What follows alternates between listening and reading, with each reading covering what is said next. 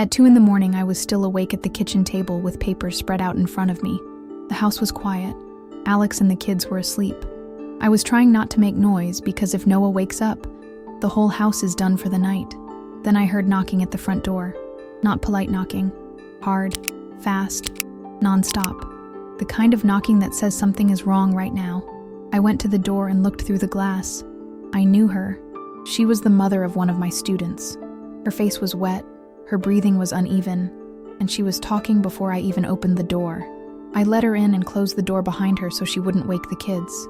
She told me her son hadn't come home. He ate around lunchtime. After that, he told her he was going out for a minute and he'd be right back. He never came back. She hadn't heard from him since 2 in the afternoon. She said she wasn't the only one looking. Family was out looking. Friends were out looking. She had already called his friends, her relatives, cousins, neighbors. Some of them had driven around for hours. They had checked the places he normally goes. Nothing. Then she told me the last person who saw him was a friend of the family, who said she saw him around 2:30, walking toward a part of town people avoid at night because it's known for trouble. That was the last confirmed sighting. I asked her if she had called the police. She said she almost did. She had the phone in her hand more than once, but she was afraid they would tell her to wait 24 hours, or act like it was just normal teenage behavior and assume he would come back on his own. She said, "That is not my son. He does not disappear. He does not go off without telling me where he is. He has never done this. Never." Standing in my kitchen at that hour, I understood something very simple. She didn't come to me because I'm his English teacher. She came to me because she thought I would move. The first thing I did was look at the clock on the stove and remind myself I was not dreaming. 2 in the morning. I could feel that hour in my body. My eyes were dry, my shoulders were heavy, and my brain was slow in the way it gets when you've been awake too long. Hers wasn't. Hers was locked in panic. "Sit," I told her. "You're shaking." "I can't sit," she said. "Okay, then talk, and I'll write." That helped. When people feel useless, giving them a task calms them. I pulled a notepad from the counter and made myself sound steady. "Tell me his full name," I said. I knew him. Of course I knew him. But I needed to behave like this was an incident, not gossip. "Full name, age," she told me. I wrote it down. I asked what he was wearing when he left. She told me. Hoodie, jeans, shoes that were old and starting to break at the heel. No jacket, no backpack, no phone charger, no wallet. "So, he didn't plan to stay out," I said. "He said he'd be right back." I nodded. "Has he ever stayed away overnight without telling you first?" "No." "Has he ever gone off angry and refused to answer you?" "No, he doesn't talk to me like that." "Has he ever used drugs?" She swallowed. Her eyes filled again, but not in a dramatic way. It was more like her face couldn't hold the pressure anymore. "I don't know," she said. "I don't think so, but I don't know. I don't know anymore." That answer mattered more than a yes or no. When a parent stops trusting their own read on the kid, it means something changed recently, and they haven't caught up to it yet. I asked, "Why did the friend of the family say he was walking toward that area?" She didn't say why. She just said that's where he was headed. She said he was alone. She said he was walking fast. Did he look scared? Mad? Sick? She said he looked focused. Focused. I wrote that word down. I kept my voice even. "What time was that sighting?" "Around 2:30. "So you're telling me," I said, "nobody has laid eyes on him in almost 12 hours. "Yes." That's when her hands started shaking again. She told me about the search. Her brother went out driving. 2 cousins went to the houses of friends. One neighbor checked the basketball court behind the community center. A family friend who works nights drove past the corner store where kids hang around after school. Nothing. She said they had been calling his phone over and over. It rang. No answer. Did it ever go straight to voicemail? No. It rings. So it's on. Yes. That detail sat like a weight in my stomach. A phone that's off is one kind of problem. A phone that rings and is ignored is another. I asked her, "Why me? Why now?" She pressed her palm against her forehead and let out a long breath through her nose. "Because you listen to him," she said. "He listens to you back. He respects you. He tells you things he doesn't tell me. It's never comfortable to hear that. People like to act as if it's flattering. It isn't. It means you've been drafted into a part of the job they don't pay you for." I told her, "Okay, we're not going to sit here and hope. We're going to act." Her eyes finally steadied. I think that was the first second she started to breathe like a person again, not like someone drowning. "I need you to do something for me," I said. "I need you to text me any number you've called tonight. Anyone who said they saw him. Anyone who said they might know where he went. Anyone who was with him earlier in the day. I'm going to build a timeline that makes sense. Right now we're working off panic. Panic lies. Timeline doesn't." She nodded immediately and pulled out her phone. Behind us, down the hallway, I heard movement. Light footsteps, then heavier ones. Alex, of course. You can only keep a front door conversation quiet for so long at that hour. He walked in wearing sweatpants and a t-shirt, still half asleep, hand rubbing his face. He took one look at her and woke up fast. "What happened?" he asked me. I didn't give details in front of her without her consent. That matters, even in a kitchen. "Her son hasn't come home," I said. "He's one of mine." Alex's jaw tightened. He nodded once. He didn't ask anything else. He just said, "Do you need me to get dressed?" "That's one of the reasons I married him." I turned back to her. "Here's what's going to happen," I said. "You're going to keep sending me those numbers. I'm going to start calling. We're going to confirm last contact. Not guesses, not, I think, not, maybe around 3. I want exact last seen, last heard, last message. If somebody actually saw him after 2:30, I want that person. If somebody actually spoke to him after 2:30, I want that person. If anybody says he told me he was going to meet so-and-so, I want that name. We're going to close the gaps." She nodded again, fast, like she was afraid to blink. Then I said the part I knew she didn't want to hear, but needed to hear from someone who didn't sound like a script. "And after we map that, we are calling the police." Her whole body went stiff. "They're going to say it's too soon. If they do, I'll talk. They're going to say he's a teenager, and teenagers leave and come back. If they do, I'll talk. They're going to think I'm overreacting." I shook my head. "No. What they're going to hear is, this is out of character. He is normally reliable. You've already done a private search. You have a time he was last seen.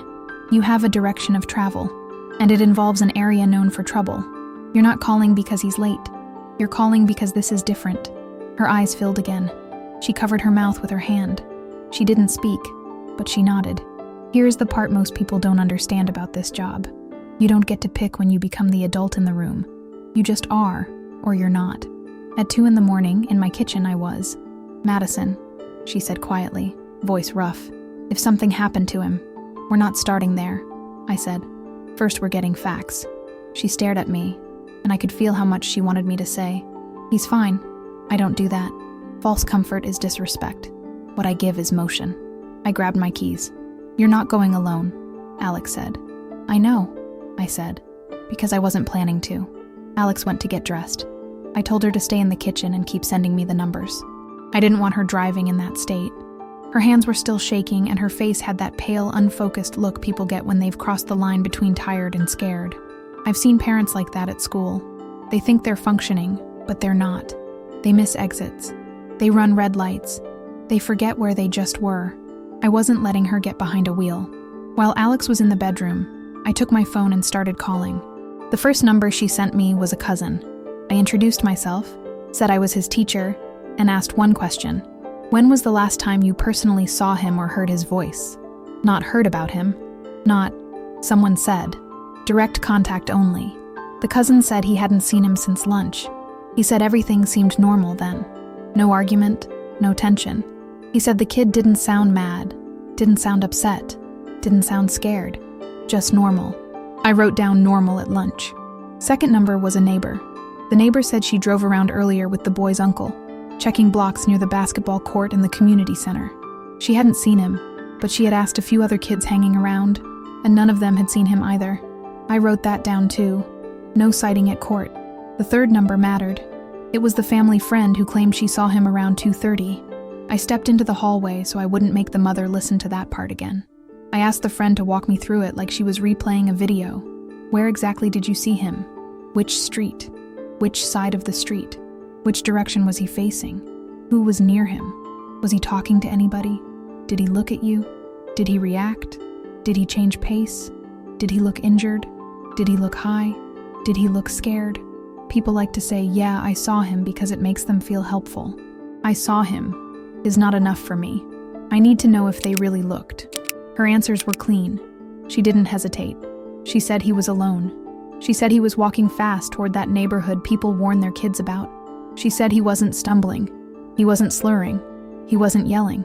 She said his face didn't look panicked. It looked serious, focused. She repeated that same word, focused. Did you call out to him? I asked. I did, she said. Did he answer? No, she said. He kept walking. That made my stomach tighten. When a teenager ignores someone they know, in daylight, in public, that is usually very simple. They don't want the person to know where they're going. I asked her, "Are you sure it was him?" "Yes, I'm sure." "Could anyone else confirm seeing him after that time?" No. That meant, as far as actual eyes, he vanished after that corner. I hung up and went back to the kitchen. She was standing, arms folded tight against her own body. Her phone was in her hand, screen open, full of call logs and unanswered messages. "Talk to me," she said. "Okay," I told her. "Right now we have confirmed contact with him at around 2:30 in the afternoon, heading toward an area with risk. We do not have confirmed contact after that. We do not have video. We do not have any message from him after that time. And we do not have any sign that he told anyone.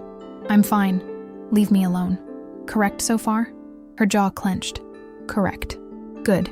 Now I need to ask you something important, and you need to answer me straight. Not as his mother, but as a reporter. Can you do that?" She nodded. "Is there anybody he spends time with that you do not approve of?" Her eyes dropped. That pause was my answer before she even spoke. Finally, she said, "There's a boy, older. I told him to stay away." I didn't react. I just wrote, "Older boy, not approved." "Older how?" I asked. "I don't know. Maybe 19, 20. He doesn't go to school anymore. My son says they're just cool, but I don't like him. He smokes. He hangs around that area. Does this older boy have a name?" She gave me a first name and a nickname. The nickname mattered more. Kids don't run on legal names. They run on names you don't put on a form. "Has your son ever disappeared with him before?" I asked. "Not like this," she said. "Never like this." "When you say not like this, what do you mean?" She swallowed. "He's come home late. He's pushed rules, but he always answers.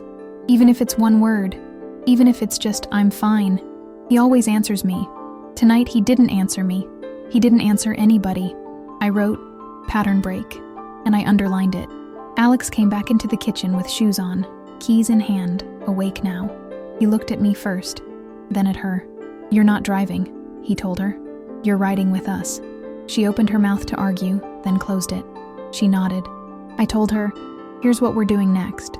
We're going to that last confirmed spot. I want to see it with my own eyes. I want to know what's there. Lighting, cameras, foot traffic. I want to know if anybody is still out. We are not doing anything reckless. We are not confronting anyone. We are not making demands. We are just gathering information. After that, we're calling the police." Her face tightened again. "They're going to tell me to wait." "Let them say it to me," I said. She let out a breath she had been holding. I could see how close she was to falling apart, just from the way her shoulders dropped for a second, and then pulled back up again. Parents hold themselves together by force. You can actually watch them do it. Before we left, I did one more thing. I grabbed a pen and wrote my cell number on a sticky note, even though she already had it. I handed it to her. "Put this in your front pocket," I said. She looked confused. "I already have."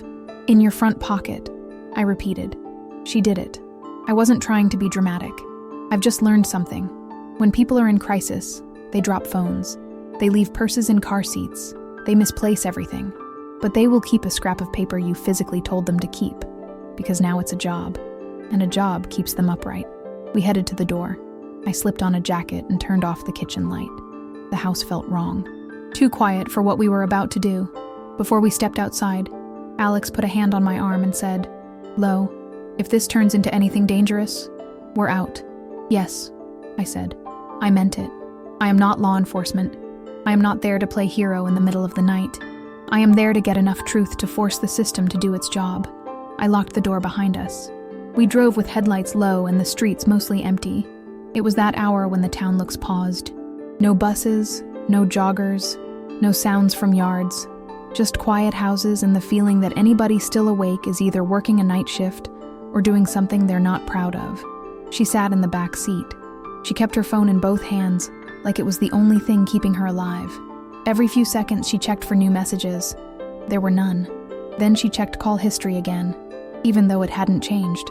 That told me her mind was already looping. That's dangerous. Panic on a loop stops processing what's new. Alex drove. He knows the city well enough to move without asking me for turns. I watched the GPS anyway. My job right then wasn't comfort.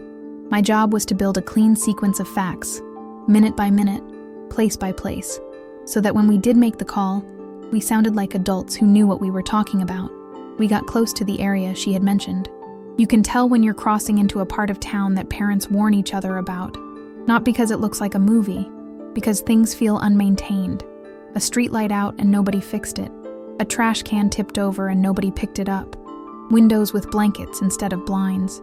Groups on porches at hours when most houses are dark. People watching cars that don't belong there. I asked her, "Point out the street where he was last seen." "There," she said, leaning forward between the seats. "Right there, on that block." She said he was walking this way. Alex slowed the car. I checked the time on the dashboard. I wanted to know the exact time we first arrived at the last confirmed spot. "Okay," I said to her. "Listen, this is important. We are not getting out and calling his name like a missing dog. We are not yelling, 'Have you seen?' in the middle of the street. We are not walking up to anybody's porch. We are not opening conversations we can't control. We're going to look for objective things only. Cameras, lights, who's awake, who's watching. If anything feels wrong, we drive away. Clear?" She nodded. She was gripping the back of my seat. Alex pulled over near the corner store. It wasn't a real grocery store. It was the kind of store that sells chips, soda, cigarettes, cheap phone chargers, and whatever else people ask for in cash. Lights still on, door still open. One guy behind the counter. Silent street otherwise. "Stay in the car," I told her. "Lock the door. If anyone walks up to you, you call my phone immediately. Don't roll down the window for anybody except me or Alex." "I want to go in," she said. "I know. Stay in the car." She didn't argue again. Alex and I stepped out. We didn't make a scene. We didn't rush. We walked like we belonged there, which we absolutely did not. I kept my shoulders loose and my face plain. You learn that working at a high school. If you look nervous, kids smell it. If you look angry, they get defensive. Neutral face is steady face. We went inside. The guy behind the counter looked up once. Slow. Early 30s maybe. Hoodie, tired eyes, expression flat. Not surprised to see strangers at that hour, which told me strangers show up at that hour. I didn't start with, "Have you seen this child?" People shut down when they think you're about to drag them into trouble. I started with professional. "Good morning," I said. He raised his eyebrows at that, like, "Really?" "I'm a teacher," I said. "High school. We're trying to confirm if one of our kids was in this area earlier today. He's not in trouble. He's not in trouble with us. We're just trying to make sure he's safe. That we matters." People answer we more than they answer I. The man behind the counter didn't answer right away. He looked past me at Alex, then back at me. "Describe him," he said. I did. Clothes, hair, build, shoes, no jacket, phone in his hand, walking fast. The guy leaned back a little, thinking. Then he nodded once. "Yeah," he said. "I saw a kid like that. Couple hours after school gets out. He wasn't alone." Every part of me went still without moving. "Who was he with?" I asked. The man tilted his chin toward the back of the store, where there was a short hallway and a metal door. He said a first name, then he said the nickname. It was the same nickname the mother had just given us at my kitchen table. That told me two things at the same time. She wasn't guessing. This older boy was real and known here. Her son wasn't walking in alone anymore. He had met somebody. "Did they buy anything?" I asked. "Nothing," he said. "They didn't even come all the way in. They were standing right outside the door out front, talking. The older one kept looking up and down the street. The kid kept his head down. They weren't laughing. They weren't playing. They were talking." "Arguing?" I asked. "No," he said. "Not arguing. Serious. Serious. Focused. Same description, now from two different people." "Did you hear what they were talking about?" I asked. He shook his head. I'm not a fan of standing in doorways when people are having private conversations. That was fair. Did you see where they went after that? I asked. He nodded toward the side street. That way, he said, toward the duplexes with the busted fence. I wrote that down in my head. Side street, duplexes, busted fence. That was now our last confirmed direction of travel. Thank you, I said. I meant it. Then I added one more thing. Calm. Steady. We're going to call this in. If officers come around asking questions, this is not about you. This is about getting a kid home. That's it. He held my stare for a long second, like he was deciding if I sounded like someone who keeps her word. Then he gave a short nod. Ma'am, he said, you should not be walking around here right now. That was when Alex stepped forward a half step. We're leaving, he said. We walked back out. She unlocked the door the second she saw us and leaned forward from the back seat. Did someone see him? Did they see him? Yes, I said. He wasn't alone. He met up with the boy you told me about. They were seen together here. After that, both of them went toward those duplexes on the side street, the ones with the broken fence. That's the last verifiable direction. Her face crumpled for a second, then she forced it back into place. Is he okay? I don't know yet, I said. But now we have a route. We're not guessing anymore. We know where he was, who he was with, and where they went. I got into the front seat and shut the door. My hands were steady. My heart was not. Now we call, I said. She froze. Right now? Yes, right now. They're going to say wait. If they say wait, I will explain that your son is not a kid who disappears for fun. I'll explain we already did a private search. I'll explain we have a last known location and a specific companion who is older and known in a high-risk area. I'll explain we have a direction of travel. We are not calling because you got worried. We are calling because you have evidence your child never came back. Her breathing got loud in the car. She covered her mouth with her hand and nodded. She couldn't talk. She just nodded. I opened my phone and dialed. When the dispatcher answered, I didn't start with panic. Panic is easy to dismiss. I started with facts. My name is Madison Carter. I'm a high school teacher. I am currently with the mother of a minor who has not returned home in approximately 12 hours. He has no history of staying out without notice. Family and friends have already searched.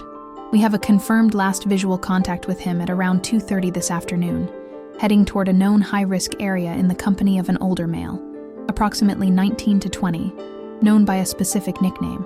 We now have a specific last known direction of travel toward a set of duplexes off. The dispatcher interrupted me. Is the minor in immediate danger? Based on location, company, and pattern break, we believe so, I said. That was the first moment the mother cried. Not loud, not dramatic, quiet, inside her hands. The dispatcher's tone changed after I used the phrase pattern break. That's something I've learned to do. You can't just say, this is not like him. Every parent says that.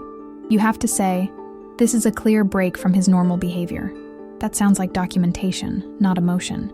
I gave the dispatcher his full name, age, physical description, clothing, and the first name and nickname of the older boy.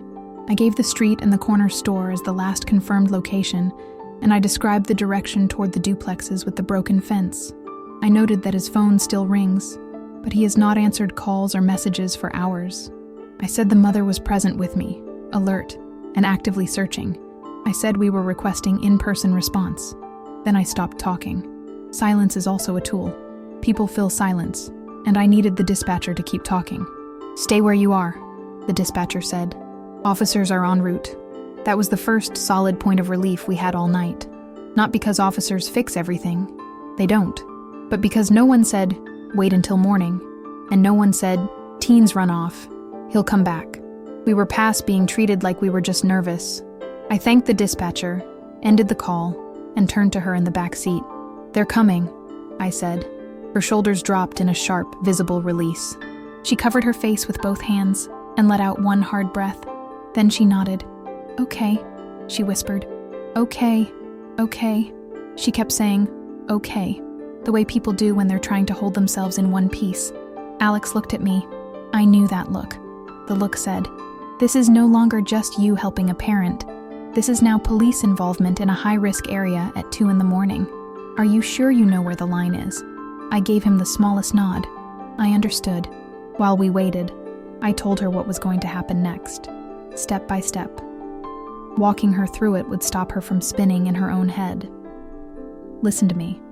The officers are going to ask you a lot of questions you've already answered with me. You're going to repeat them anyway. Don't worry if you feel like you're saying the same thing again and again. That's normal. They're doing their job. You're not in trouble. Your son's not in trouble. You're doing what a responsible mother is supposed to do. She nodded. They're also going to ask you, I said, if he's ever stayed out before. You're going to say, he sometimes came home late, but he always answered. Use those exact words. Don't say, no, never. No, never makes them think you're emotional. He sometimes came home late, but he always answered. Sounds like you're being honest and specific. That matters. She swallowed and repeated it softly, like she was practicing for a test. He sometimes came home late, but he always answered. Good, I said. And when they ask why you're worried, you're going to say, because this is a clear break from his normal behavior. He did not answer me. He did not answer anyone in the family, and we have a verified sighting of him walking toward a high-risk area with an older male who does not attend school with him. Say it that way. Calm. Direct. Not dramatic. She nodded again, breathing shallow, eyes fixed on me. Do not apologize, I said. If you start apologizing for bothering them this late, they'll treat this like a courtesy check instead of a priority call. You called correctly. Do not apologize. Her eyes filled. Okay, she said. Okay. Alex watched me for a second, then let out a low breath. You do this a lot, he said. I didn't answer that, because yes, I do. Headlights pulled in behind us. Patrol car. Marked. I felt her entire body shift. Not relax, more like brace. People think police arriving will calm you. That's not always true. Sometimes it makes everything feel real in a way you were avoiding. 2 officers got out. One was older, one was younger. The older one approached first. He moved like someone who's done this at night before.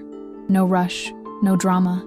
Eyes already scanning the street, checking corners, checking sight lines. Not us. Good. The younger one stayed a step behind him and looked at us like we were the focus.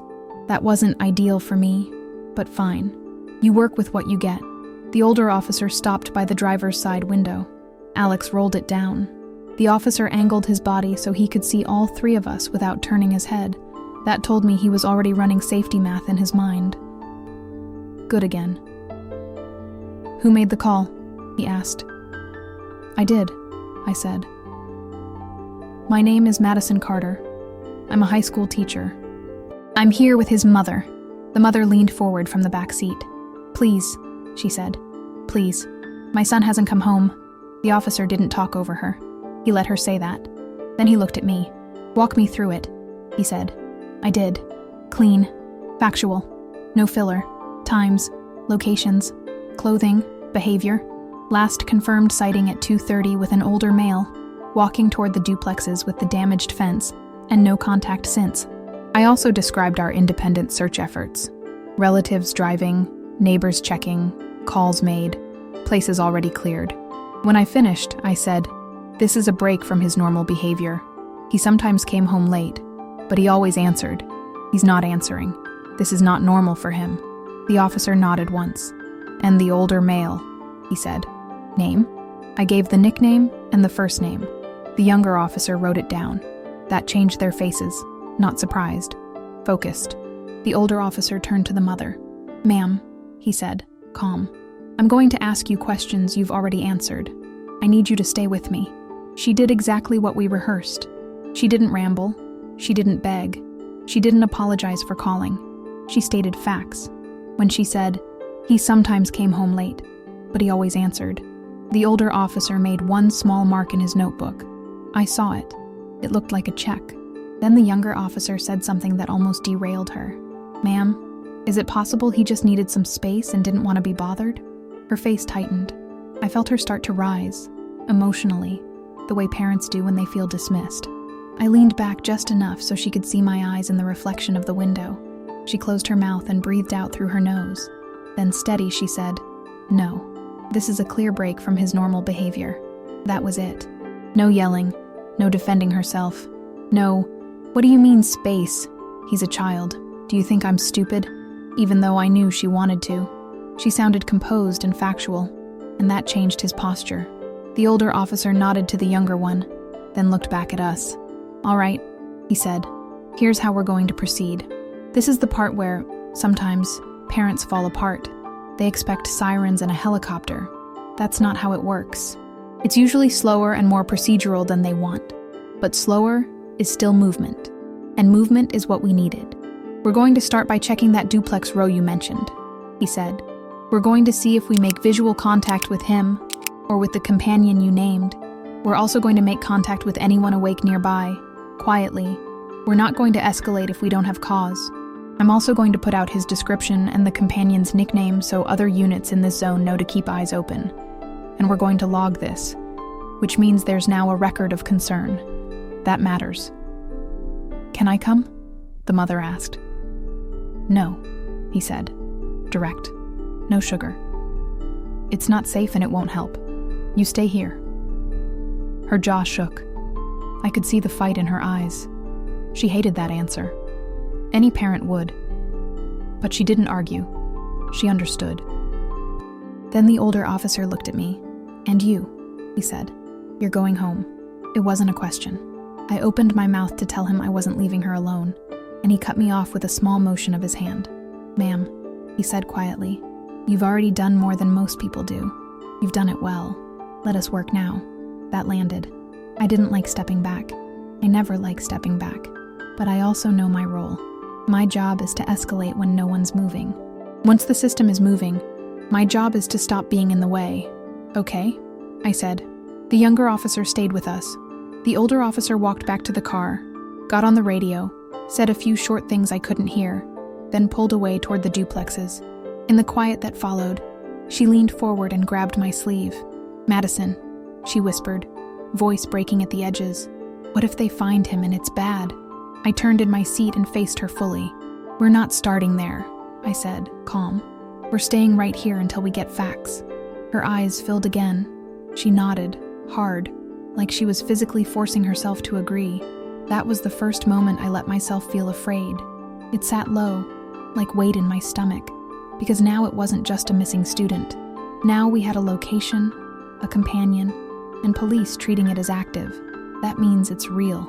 The wait felt longer than it really was. The younger officer stayed near us, leaning against his patrol car with the engine running. He watched the street, not us. That was good. The mother kept her phone in her hands and stared at the screen like she could pull her son back by force. Alex kept one hand on the steering wheel. His jaw was locked. He didn't say anything, but I could tell he was already calculating every possible version of this ending and how fast he could get me out of here if it went bad. I kept telling myself to breathe in and breathe out at a steady pace. That sounds simple. It is not. When you are the adult everyone else is leaning on, you don't get to visibly fall apart. After a few minutes, the younger officer's radio cracked. He turned away from us to listen. His posture changed. Alert, not alarmed. He answered with a short, "Copy," then leaned in toward my window. "They made contact," he said. The mother grabbed the back of my seat with both hands. "Is he alive?" Her voice came out raw. "Yes," the officer said. She made a sound I won't forget. It wasn't a cry. It was like her whole body let go in 1 second. She pressed her forehead to the back of my seat and let out air in bursts, like someone trying not to scream. The officer kept going. Calm, professional, careful. "They located your son," he said. "He was in one of the duplex units behind that fence. He is awake. He is responsive. He is not in immediate medical distress. Not in immediate medical distress. That is police language for, he's not bleeding, and he's breathing.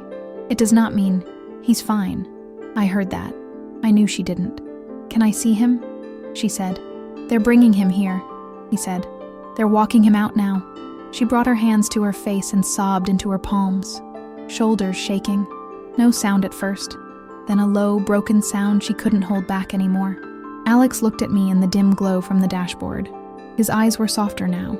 He knew what it feels like to watch a parent come apart and then reform in the space of 1 sentence. I let her have that moment. You do not interrupt a mother in that state with questions. Then I asked the question I had to ask. "And the older male?" The officer's jaw moved. "He was there," he said. "He is being detained for further conversation." Detained. Not talking voluntarily. Not cooperating. Detained. I felt heat rise in my chest. I turned around in my seat and faced her. "Listen to me," I said quietly. "Before they bring him, I need you to be ready for something. I'm going to say it straight because I would want someone to say it straight to me." Her eyes were still wet. She nodded fast. "Your son was found," I said, "inside a place you have warned him not to be, with someone you have told him not to be around, after disappearing for half a day with no contact.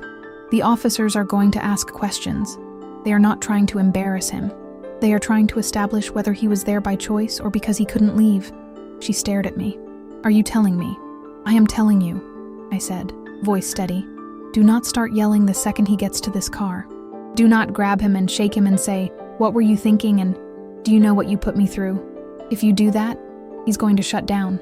And if he shuts down, we may never hear the real part." Her mouth opened. Her first instinct was anger. I saw it flash through her face.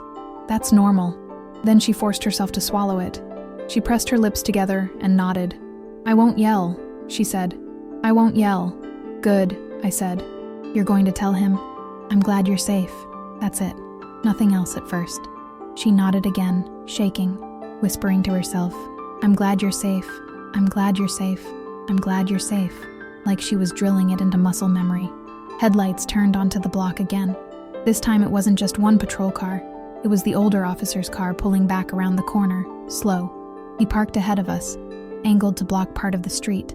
He got out, walked around to the passenger side, opened the door, and guided someone out with a light hand between the shoulder blades. The kid looked smaller than he looks in class. That always happens. In school they walk wide, fake confidence, try to look older than they are. Out here, in the wrong light and at the wrong hour, you see how young they really are. His shoulders were tense, eyes down. His clothes matched what his mother had said. Hoodie, jeans, worn shoes, no jacket, no bag. His hair was flattened on one side like he had been lying down against something. His face wasn't bruised, but his eyes were rimmed red, and he was blinking hard, like he had cried recently and was trying to erase it. The mother threw her door open and nearly fell out of the car. The younger officer moved like he might block her, but he didn't stop her. I got out too, fast, ready to catch her if she collapsed, because I've seen a parent's legs go out in these moments. She reached him and put both hands on his face. She didn't yell. She said, "I'm glad you're safe." She said it like a prayer, over and over. "I'm glad you're safe. I'm glad you're safe." He didn't pull away. He let her hold his face. He let her press her forehead against his. His hands were shaking. He wasn't acting tough. He wasn't rolling his eyes. He wasn't saying, "Relax, I'm fine."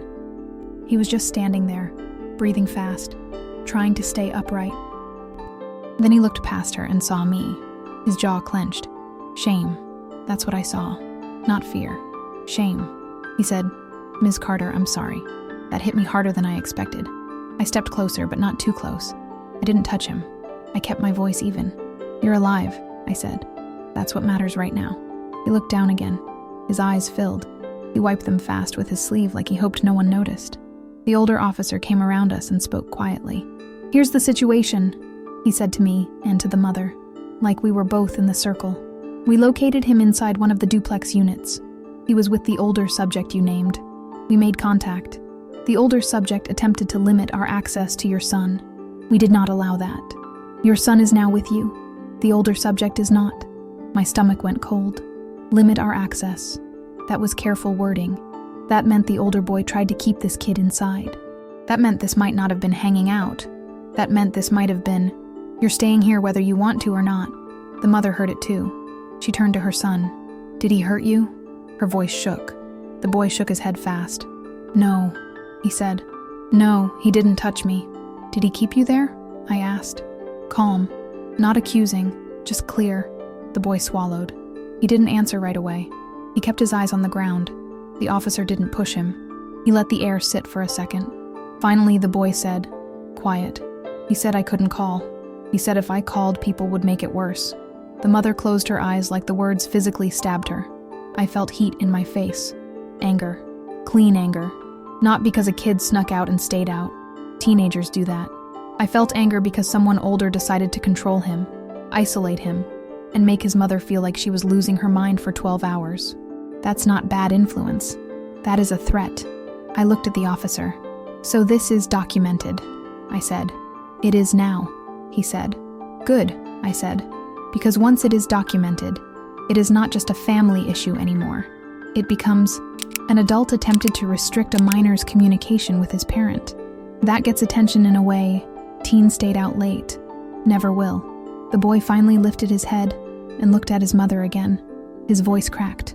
Mom, I'm sorry, he said. I thought I could fix it. I just wanted to talk to him. I thought I could fix it. Fix what? There it was. That was the part none of us had yet. The mother put a hand on his shoulder. Fix what, baby? He swallowed hard, eyes shining. He didn't look defiant. He looked scared. He owes people, he said. Everything in her face changed at once. Fear, anger, disbelief. Who owes people? She said. He hesitated.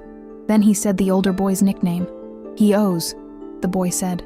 They told him if he didn't get money by tonight, they'd come to our place. I wasn't going to let them come to our place. I said I'd go talk. I said I'd help. I said I'd tell them to back off. My chest went tight. I knew exactly what that meant. He wasn't running off to party. He wasn't hiding because he hated his mother.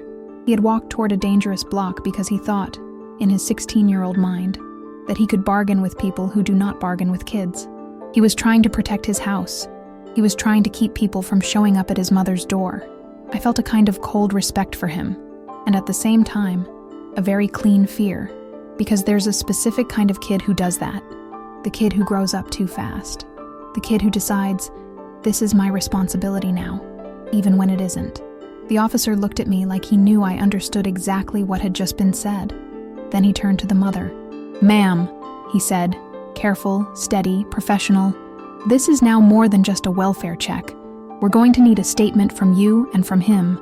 We're also going to start a report that includes possible intimidation and coercion by an older individual. We're not asking you to solve this tonight. We're asking you not to ignore it. The mother nodded, shaking. She pulled her son in, both arms around him, one hand on the back of his head. He let her. He didn't fight her. He didn't roll his eyes. He just stood there, eyes closed, breathing into her shoulder like he hadn't felt safe until right then. Alex touched my arm again. Quiet, grounding. For the first time since the knock at my door, I felt my own body shaking. This is the part nobody puts in teacher training. Not grading, not lesson plans, not test scores. This part. Standing in the street in the middle of the night with a mother, her kid, a police car, and a problem that is not bad behavior, not attitude, not kids these days, but survival. I looked at him, my student, eyes swollen, voice wrecked, still trying to carry something that was never his job, and I decided something I knew I would have to live with at school the next day. This wasn't ending tonight. We were going to stay with him until it was actually safe. The older officer walked the boy to the back seat of our car and spoke low to the mother. Take him home, he said. Keep him with you. Do not let him out of your sight for the rest of the night. In the morning, we're going to need formal statements. We'll come to you. You don't need to go anywhere right now. She nodded.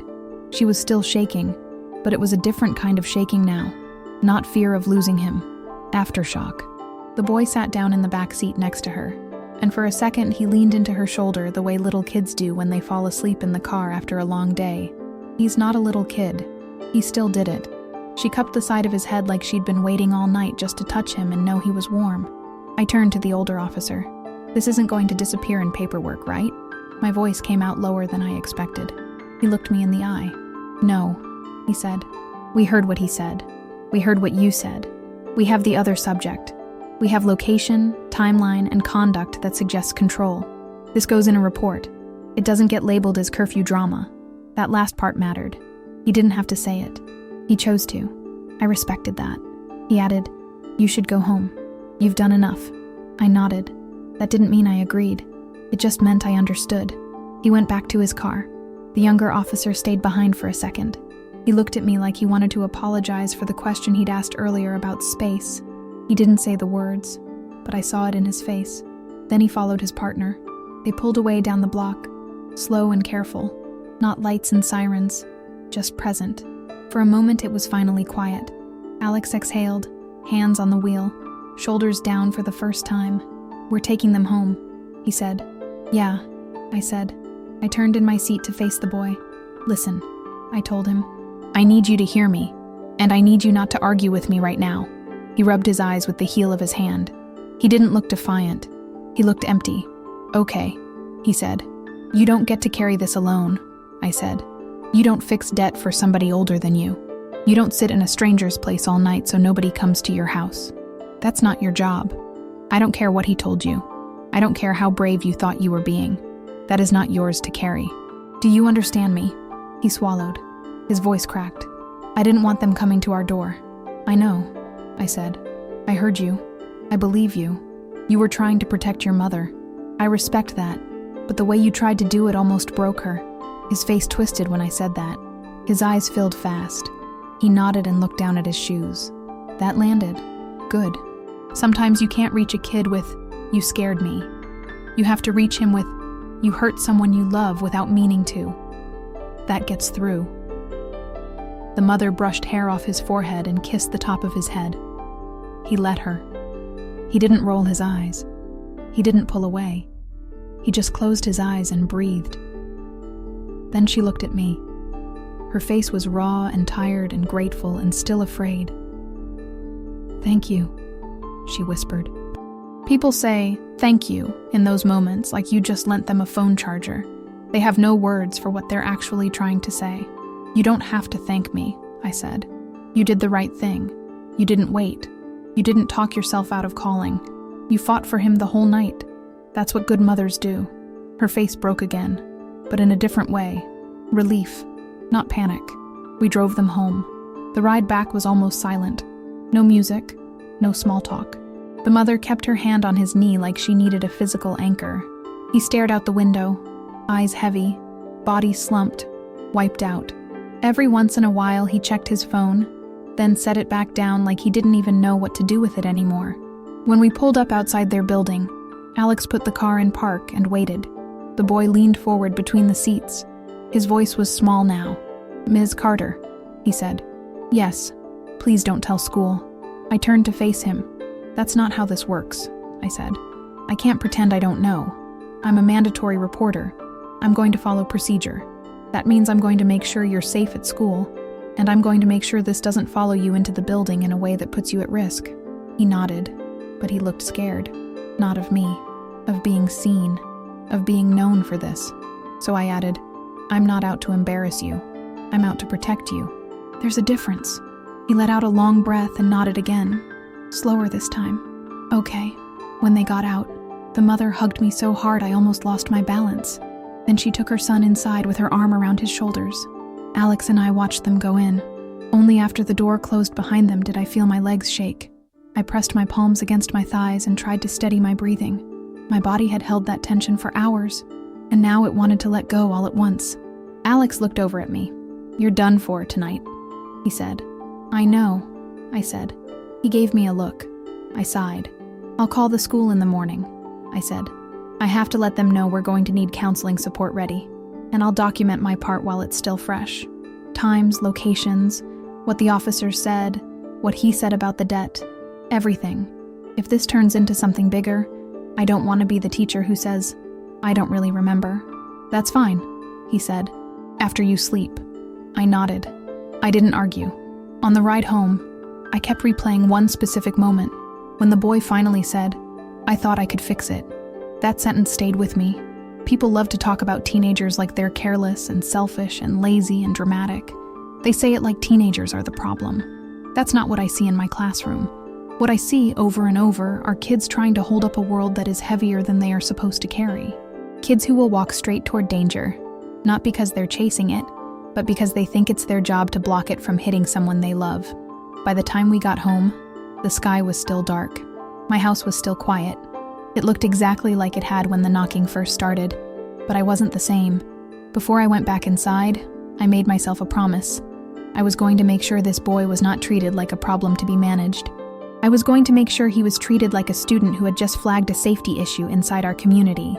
And I was going to make sure his mother never again had to choose between wait until morning and pounding on my door at 2 a.m, begging someone to move.